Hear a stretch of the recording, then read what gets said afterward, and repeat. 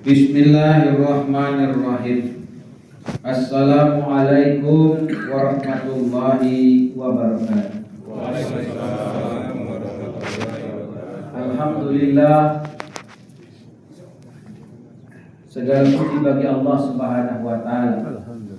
Tuhan yang telah menciptakan kita semua dengan sempurna, yang tidak pernah lelah, letih, apalagi lupa, untuk selalu mencurahkan nikmat karunia-Nya kepada kita semua. Allah Subhanahu wa taala yang Maha Pengasih, Maha Penyayang. Allah Subhanahu wa taala yang menciptakan 7 lapis langit, 7 lapis bumi, yang memasukkan siang ke dalam malam, malam ke dalam siang, yang memberikan kerajaan kepada siapa yang dikehendaki dan mencabut kerajaan dari siapa yang dikehendaki. Allah Subhanahu wa taala yang jikalau nikmat karunia-Nya coba-coba kita hitung, walaupun seluruh lautan, danau, sungai kita jadikan tintanya, batang dan ranting kita jadikan penanya, daun-daun di muka bumi ini kita jadikan kertasnya, kemudian kita tuliskan nikmat karunia Allah Subhanahu wa taala itu, maka wallahi hadirin demi Allah, semuanya akan habis dan binasa. Tapi nikmat Allah, karunia Allah tidak akan pernah kunjung habis kita tulis. Salawat dan salam kita sampaikan kepada junjungan kita baginda Nabi Muhammad sallallahu alaihi wasallam, beserta keluarga, para sahabat dan orang-orang yang istiqomah di jalannya, yang telah mengorbankan segalanya, hartanya, dirinya, waktunya, bukan untuk menjadi orang yang paling kaya, paling berkuasa, paling terkenal di muka bumi ini, bukan. Tetapi seluruhnya hadirin untuk wujudnya amal agama sempurna di tengah umat semua. Hadirin sekalian, Allah Subhanahu wa taala sesungguhnya sangat cinta dan sayang kepada kita.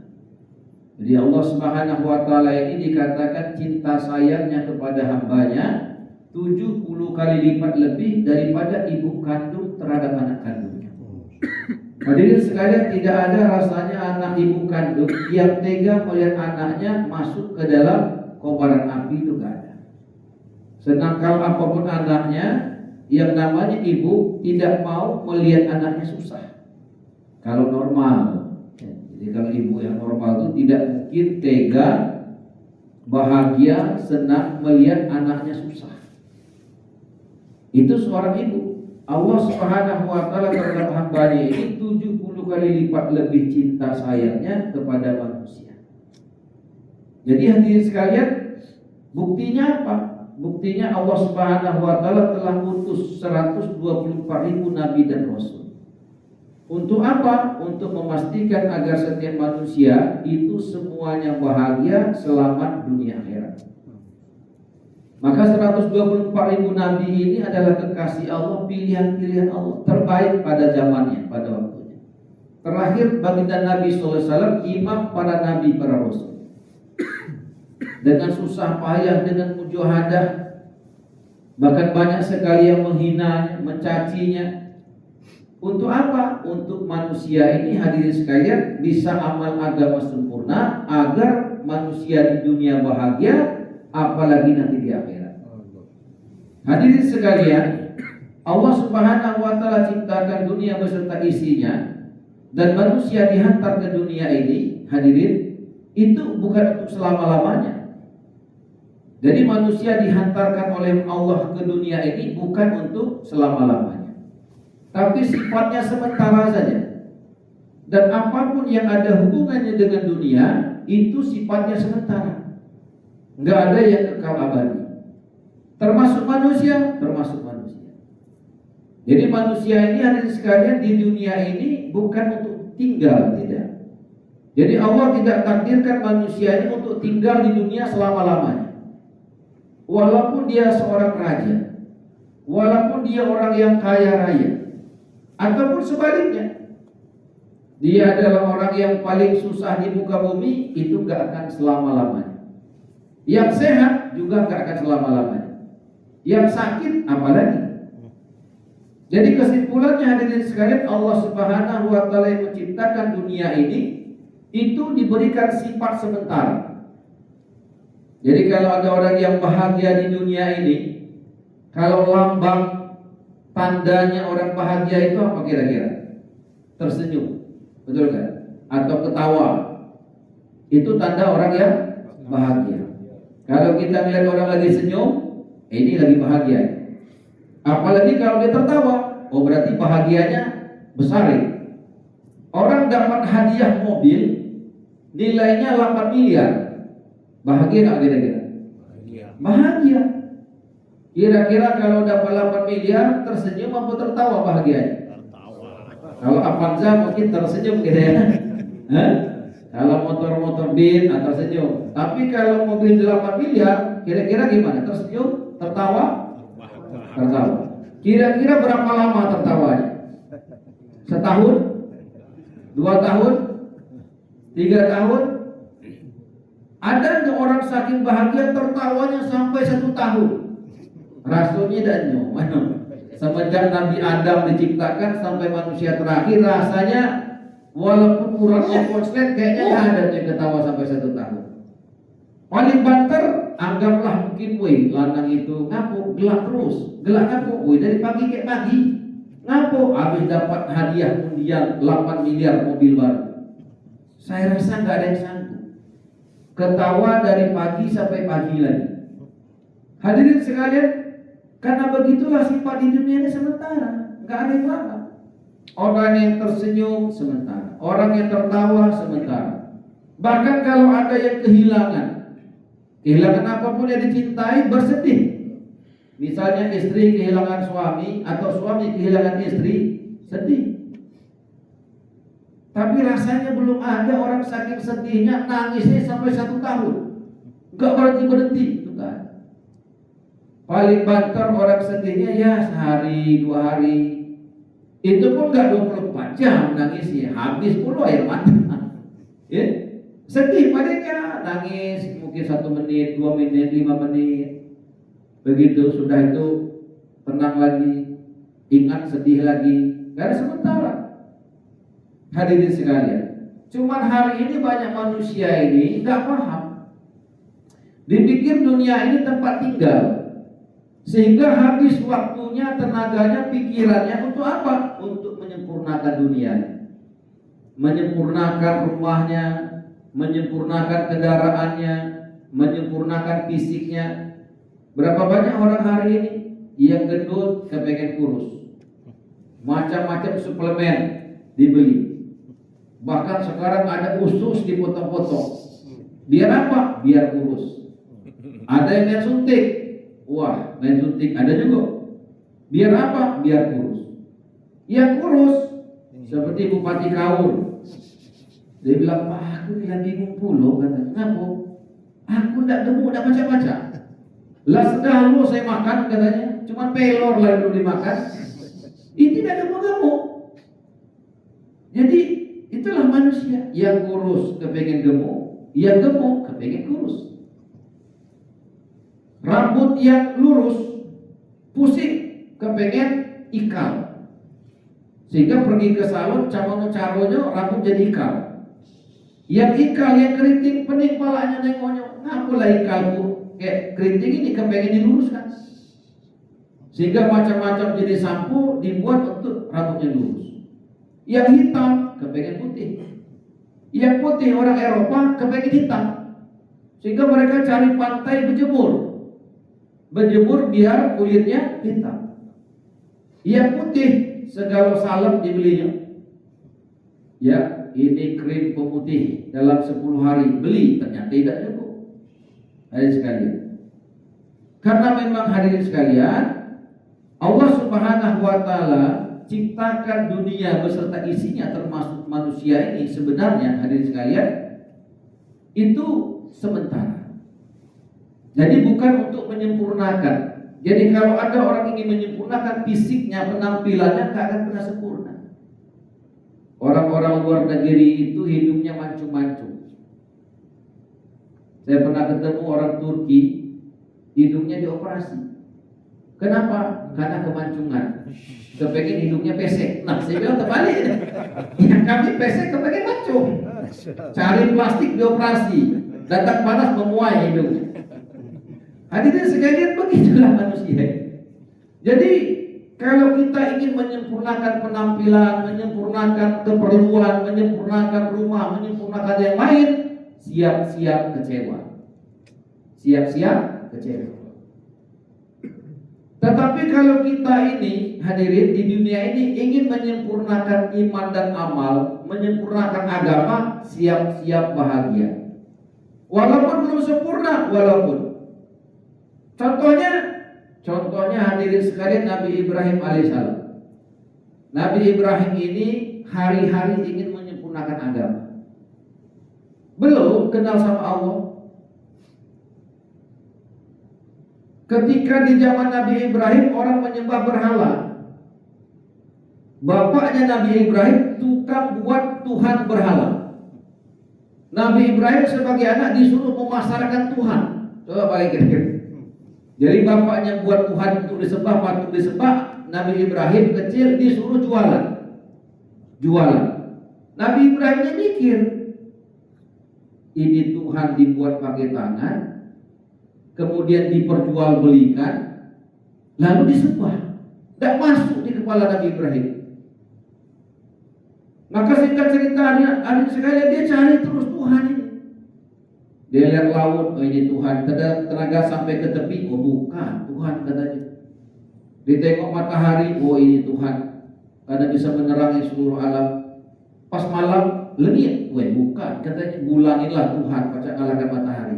Terus seperti itu. Pada akhirnya kemudian hadirin sekalian, paham Nabi Ibrahim alaihissalam, Tuhan itu satu, tidak ada yang menyerupai. Maka singkat cerita hadirin sekalian, Allah Subhanahu wa taala coba imannya Nabi Ibrahim. Nabi pun dicoba Allah imannya. Ketika Nabi Ibrahim alaihissalam menghancurkan berhala banyak dihancurkan, kampaknya untuk menghancurkan diletakkan ke tangannya berhala yang paling besar. Ketika ditangkap diadili, dia dituduh menghancurkan berhala. Kata Nabi Ibrahim, bukan saya yang menghancurkan berhala-berhala itu yang besar itu. Coba aja lihat itu, ada di tangan yang berhala besar. Oh katanya nggak mungkin lah, itu kan patung, nggak bisa benar. Kalau begitu kenapa kamu sembah? Makin marah. Singkat cerita kemudian ditahan. Sudah ditahan, Nabi Ibrahim dan Nabi. Biasa keluar masuk sel, orang bingung, kan ditangkap bukan? Karena pening raja ketika itu dibuatlah api unggun besar-besar. Dikebek badannya, tangannya diikat, dibuat ketapel besar, kumpul seluruh orang menyaksikan. Karena penjara tidak bisa menahannya. Sekedar dia keluar masuk. Maka kemudian disiapkan ketapel besar, dilemparkanlah Nabi Ibrahim ke dalam kobaran api. Ketika hadirin sekalian ini dilemparkan, Allah uji, malaikat datang. Kalau bahasa gitu di sana agak nanggung kau di kini tidak kalau bahasa dia kira-kira kan. Cuman no kira-kira ya entahlah. Sudahlah, aku nolong kau aja. Cuman no jangan katanya. Pokoknya terserah Allah sajalah. Karena Allah yang paling tahu di mana tempat saya terbaik. Cukup Allah saja penolong. Karena selain Allah tidak bisa memberikan manfaat dan mudarat. Hanya Allah yang bisa memberikan manfaat dan mudarat. Yakinnya sempurna. Sampai Nabi Ibrahim ke dalam kobaran api, sampai perintah Allah kepada api, wahai api, berikanlah keselamatan, kesejahteraan kepada Nabi Ibrahim AS. Orang-orang melihat ketika itu nampaknya Nabi Ibrahim dikepek, dilemparkan, tidak berdaya, masuk ke dalam kobaran api yang membunuh apinya. Saking panasnya orang-orang yang nengok di sekeliling api mundur ke belakang, kepanasan. Tali yang mengikat Nabi Ibrahim putus. Tapi Nabi Ibrahim alaihissalam di dalam kobaran api selamat dan sejahtera. La ilaha illallah. Hadirin sekalian, orang yang di luar kepanasan, raja yang melemparnya di dalam istana sarung. Tetapi Nabi Ibrahim alaihissalam di dalam kobaran api selamat dan sejahtera. Karena begitulah keputusan Allah hadirin. Allah Subhanahu wa taala memutuskan dan menetapkan kebahagiaan manusia, keselamatan manusia, kesuksesan manusia Allah letakkan kepada yakin yang sempurna kepada Allah. Yakin Nabi Ibrahim sempurna, enggak kesan dengan malaikat, kesan hanya kepada Allah. Yakin manfaat dan mudarat hanya dari Allah saja, selain Allah tidak bisa memberikan manfaat dan mudarat. Mata hanya bisa melihat kalau ada perintah Allah. Bukan karena punya telinga orang bisa mendengar, bukan karena punya mulut orang bisa bicara, bukan karena punya kaki orang bisa berdiri dan berlari.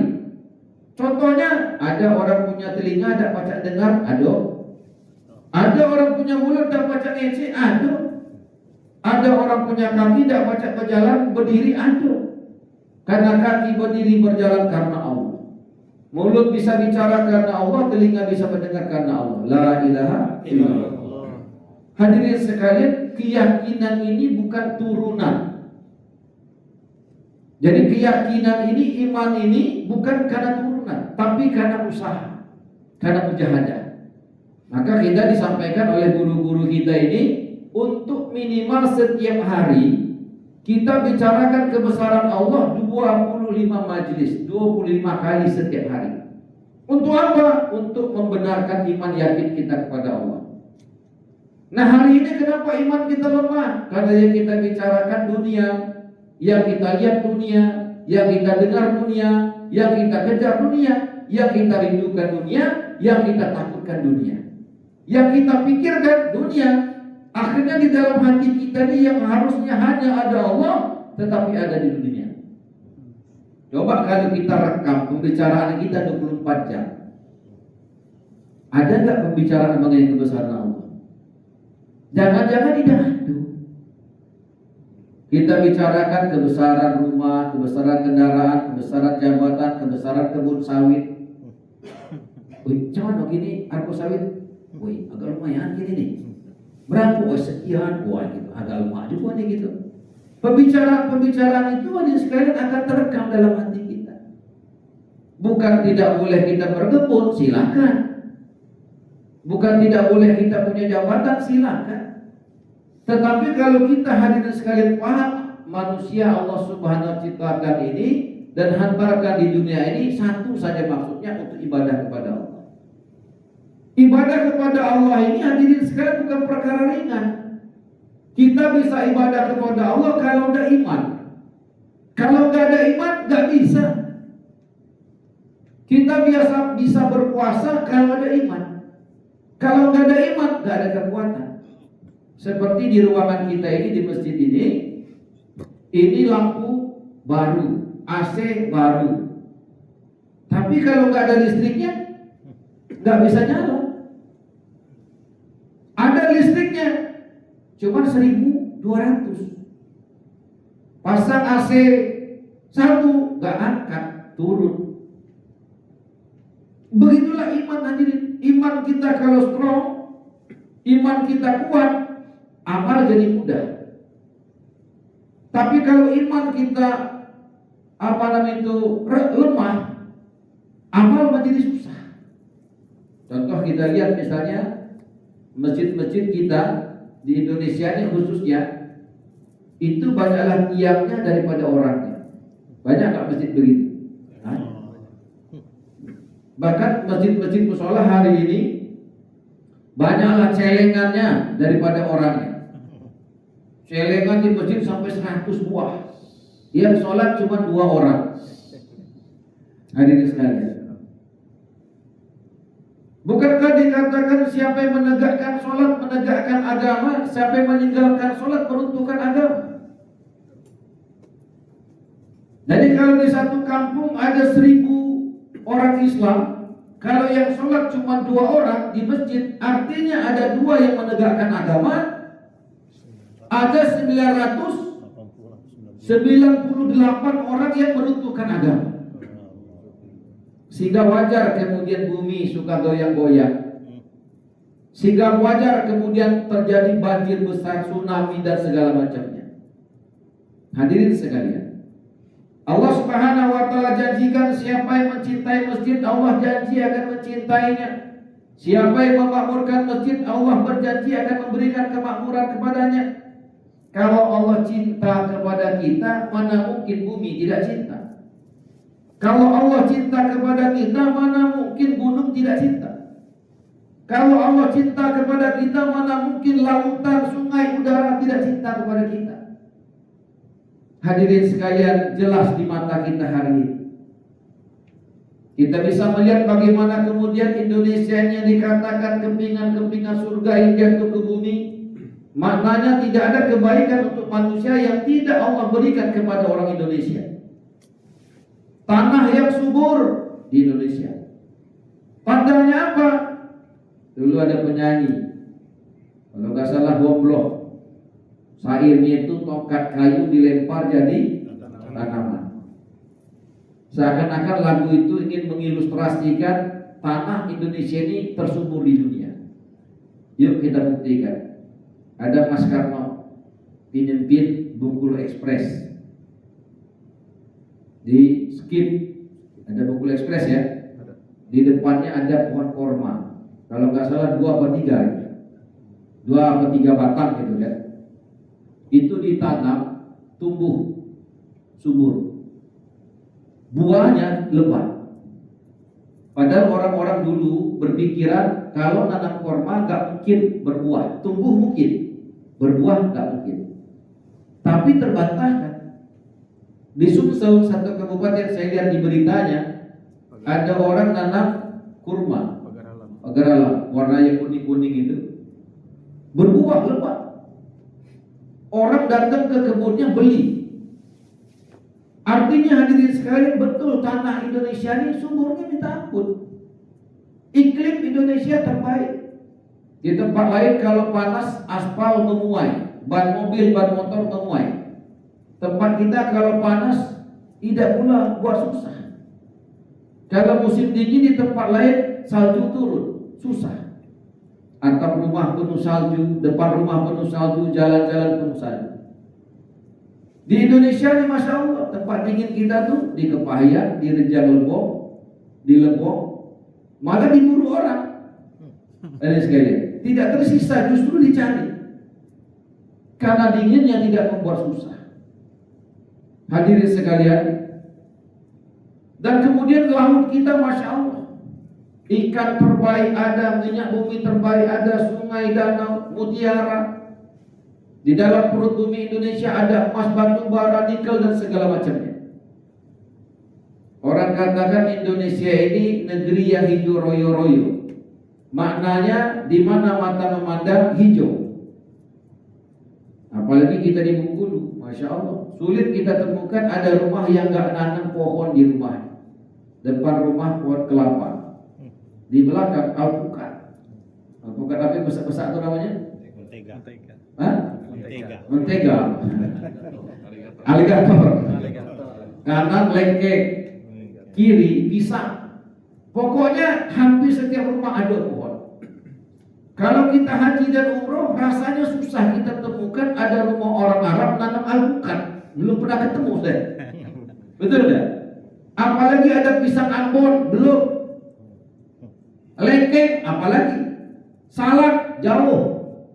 Paling banter rumah orang Arab itu kalau ada tanaman korma. Itu pun tidak semua rumah. Kalau ada rumah orang Arab yang di depannya ada pohon korma, itu biasanya keluarga kerajaan. Orang-orang hebat. Karena nanam satu batang korma, konon katanya tanahnya pun harus diimpor. Dan nanam batang korma itu biayanya mahal. Tapi di tempat kita Masya Allah.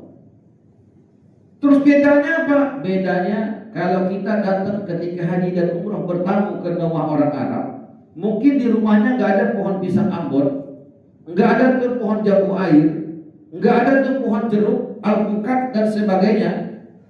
Tetapi kalau kita datang ke rumahnya, buah-buahannya ada. Buah pisang ada, segar buah pisang. Buah apel ada. Kalau kita terbalik, pohonnya ada. Main ke rumah, cabai kering paling. Makan ke rumah juga. Makan ke rumah juga gitu betul. Makan ke rumah juga.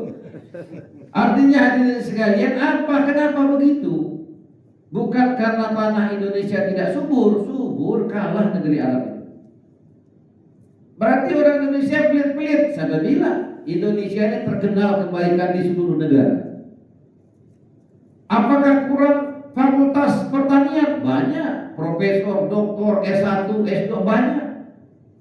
Ternyata setelah diteliti, penyebab utamanya itu gunung didaki, lautan diseberangi, masjid dilewati. Hadirin, kalau kita pergi haji dan umroh, kita tidak sholat nunggu azan dulu, urung kita di dalam masjid. Kita sholat paling banter itu di hot mic atau di pelataran-pelataran hotel. Beda. Kalau kita tidak, bisa kita lihat di Filipina juga kalau kita sholat karena mungkin minoritas, subhanallah, belum ada masjid sudah penuh. Dulu Indonesia ini listrik belum masuk kampung, internet belum masuk kampung. Tapi dulu kita waktu kecil, emak kita, bapak kita itu kalau tidak sholat di masjidnya berak, tahannya mukul kita. Orang-orang dulu anak-anaknya itu dipaksa, dilatih untuk berhubungan dengan masjid musola.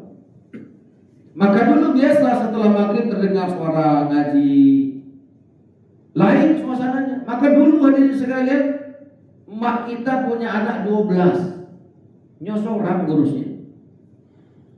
Kita kalau ditepeleng mak tidak sholat, tidak ada kita dendam. Tapi sekarang masya Allah, karena anak-anak tidak dihubungkan di masjid, kita larang nak jangan main handphone lama-lama. Biarkan kayak gitu. Dan kita tidak berdaya dengan anak. Zaman dulu jangan coba-coba.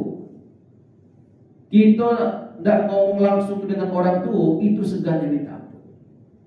Kenapa? Kan orang tua dulu menghubungkan anak-anaknya kepada masjid. Nah orang tua hari ini jangankan anaknya nyobain ke masjid. Akhirnya apa? Akhirnya frekuensinya terganggu. Suami istri dikit-dikit tersinggung. Kita ngomong keren, bapak dimarah terus. Padahal memang kita logat, kita keren. Kita ngomong lembut, dijengkalinya, lah salah dulu.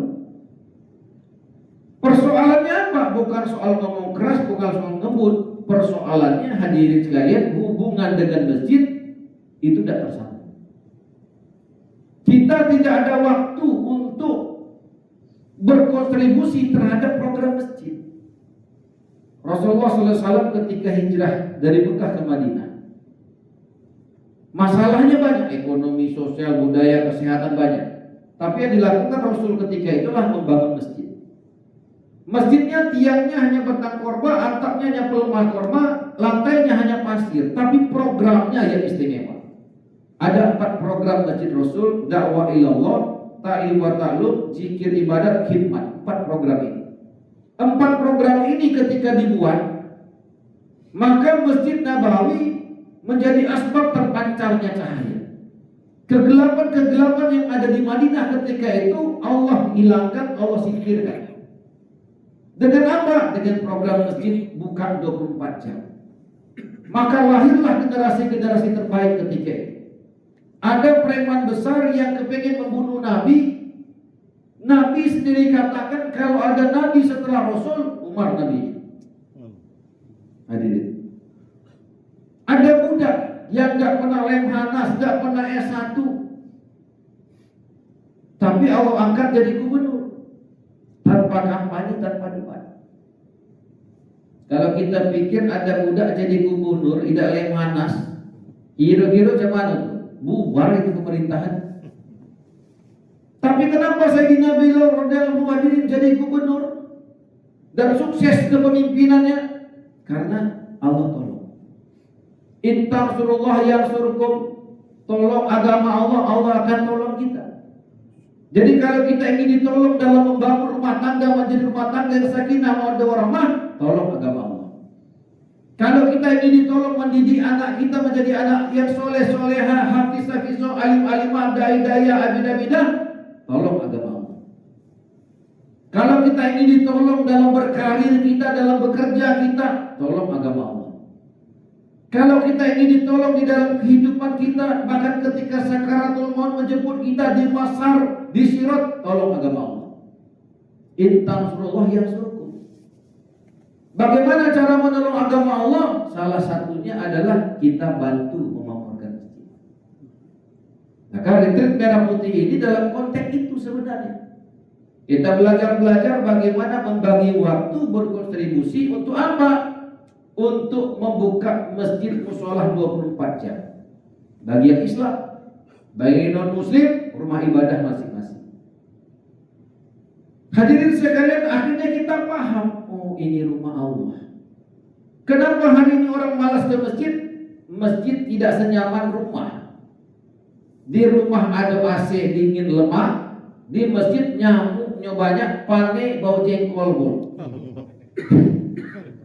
Maka bagaimana kemudian seketika oh berarti masjid kita ini harus lebih nyaman daripada rumah. Karena masjid ini rumah Allah. Harusnya masjid menjadi tempat yang paling nyaman bagi setiap umat Islam. Maka kita retreat merah putih ini salah satunya adalah bagaimana kita berkontribusi latihan. Untuk apa? Untuk mencintai masjid. Untuk apa? Untuk memakmurkan masjid.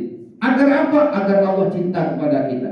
Agar apa? Agar Allah memberikan kemakmuran kepada kita, kepada provinsi, kepada negara kita. Hadirin sekalian, tadi kita sudah sampaikan. Kalau dari sisi sumber daya alam, kita ini adalah the best lah. Cuma satu faktor saja sebenarnya. Gunung didaki, lautan diseberangi, masjid dilewati. Coba bayangkan kalau seluruh laki-laki balik, sholat berjamaah di masjid, membagi waktu di masjid. Kalau tidak bisa 3 hari, minimal 1 jam. Syukur-syukur bisa 2,5 jam setiap hari kita bagi waktu di masjid. Jangan kemudian kita mengandalkan hanya pengurus masjidnya saja.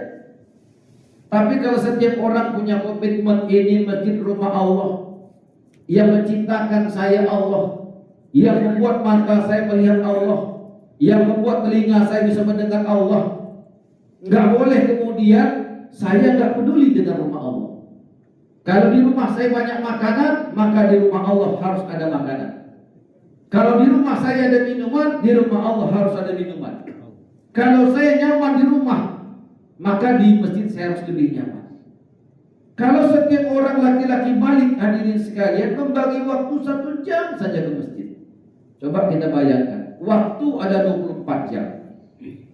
Kalau ada 24 orang, berarti setiap orang punya waktu 1 jam. Kita di kantor bagi waktu tiap hari 8 jam. Bisa. Padahal yang memberikan kita rezeki Allah. Yang membuat kita sehat Allah. Yang memberikan amanah titipan istri anak Allah. Maka kita pasang niat bagaimana kita bisa membagi waktu kita minimal 2,5 jam di masjid atau di mushola kita.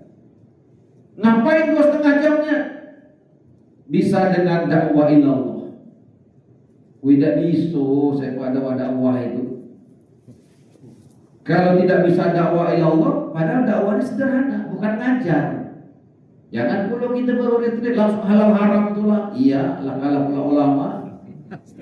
Dakwah ilallah itu ngajar. Ada orang yang belum sholat, siapa nak ya? Sana, payah sholat dulu kita.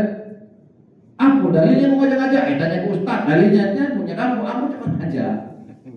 Tidak galak saya, sudahlah, kalau udah galak, tanggung jawab kepada Allah. Yang penting kau sudah ngajak. Besok ulangi lagi, ajak lagi. Oh, kau ngajak-ngajak terus lah, iya. Pokoknya sebelum kau galak, aku nak ngajak terus. Hadirin sekalian, karena Rasulullah juga begitu. Rasulullah SAW itu dikatakan kalau kakinya dicat warna merah, maka seluruh gang-gang Mekah Madinah berwarna merah. Tidak ada rumah yang tidak didatangi Rasulullah. Bahkan hadirin sekalian, paman kandungnya Abu Thalib itu sampai sakaratul maut, Rasulullah katakan, wahai pamanku, ucapkanlah kalimat la ilaha illallah Muhammad Rasulullah. Sekali saja paman, agar saya bisa memberikan syafaat kepada kamu nanti. Pamannya tahu Rasulullah ini dari kecil baik, jujur, the best. Gak ada salahnya. Cuman pamannya inilah telanjur dibisiki kawan. Bahayanya bisik-bisikan itu. Kata kawan-kawannya, woi sana, kamu itu kan lagi sehat, enggak kamu ucap kalimat. Jangan kamu lagi sakit, ladak mati, kamu ucap, bahaya kamu tuh kan. Kenapa? Ya malah kan. Kalau kamu ini kan tokoh masyarakat, kamu akan dihinakan karena kamu takut dengan kematian. Palangan tanggung, jangan niat ucap kan. Maka hadirin sekali, karena tidak enak dengan kawan-kawan bisik-bisik kita, jadi enggak jadi ucap. Padahal Rasulullah itu kurang Nabi. Tapi soal hidayah bukan tugas Nabi, Allah yang punya tanggung jawab. Allah yang punya hak prerogatif. Rasulullah imam para nabi. Siapa yang ragu dengan doanya Rasulullah? Siapa yang ragu dengan usahanya Rasulullah? Siapa yang ragu dengan kemampuan Rasulullah berdakwah? Tak ada, the best. Tapi paman kandungnya sendiri nggak terima. Kenapa? Karena memang hak prerogatif memberikan hidayah kepada orang itu hanya Allah. Apalagi kita, jangan baru retreat sekali, hendaknya sekampung langsung ikut, ya anak hebat kita. Jadi kalau kita ngajak orang nyecuek, nyebatiki pintu, ya wajarin pulau. Ya, lagi Nabi saja paman kandung tidak galak, apalagi kita yang baru belajar benar, belum benarnya gitu. Baru belajar. Ya, justru kalau kita ajak ke orang Sunda curiga itu dah. Ya, jadi yang paling penting adalah kita manfaatnya apa? Allah tidak janjikan hidayah kepada orang yang kita ajak, tapi Allah janjikan hidayah kepada yang mengajak. Allah tidak janjikan memperbaiki sholat yang diajak, tapi Allah janjikan memperbaiki sholat yang mengajak. Jadi kita mengajak orang itu, sesungguhnya kita lagi minta tolong Allah. Ya Allah, perbaiki iman saya. Ya Allah, perbaiki sholat saya. Ya Allah, perbaiki ya Allah diri saya. Hadirin sekalian, sehingga kita juga belajar di sini bagaimana kemudian belajar mengajar. Dakwah ini bukan mengajar, tapi mengajar. Di Tangerang berapa menit lagi begini? Isa. Berapa masuk? Innalillah. Demikian ya, insyaallah semua bersedia insyaallah ya bagi waktu di masjid yang sudah 3 hari nanti hidupkan amalan masjid di masjid musola kita. Talim-talim seperti itu hidupkan di rumah kita. Saya kalau di rumah habis sisa kita baca 1-2 hadis. Sudah itu kemudian kita Al-Quran 10 ayat terakhir. Kemudian kita bicara musyawarah tentang sifat sahabat. Setelah itu kita musyawarah siapa giliran.